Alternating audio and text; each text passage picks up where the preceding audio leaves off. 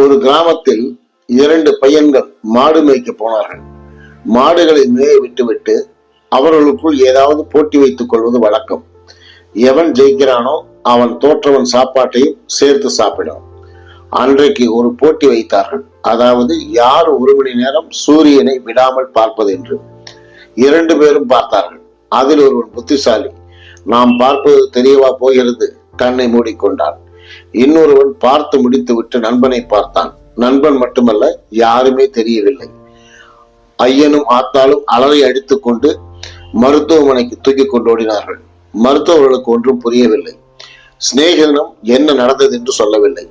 பாதிக்கப்பட்டவனுக்கு பயம். போட்டி என்று சொல்லி காட்டிக் கொடுத்தால் யார் அதிக நேரம் சக்கையை தின்பது என்று ஒரு போட்டி வைத்தோமே, அதையும் சொல்லிவிடுவாங்க என்ற பயம். கண்ட மருந்தையும் போட்டு 10 நாளில் குணமாக்கி பையனை அனுப்பி வைத்தார்கள். 2 நாள் கழித்து திரும்பவும் மாடு மேய்க்க போனான். அடே, அன்னைக்கு என்ன நடந்தது என்று கேட்டான் அவன். பையன் மிரண்டு போய், பார்ப்பவர்கள் அனைவரும் எலும்புகளாக தெரிந்தார்கள் என்றான்.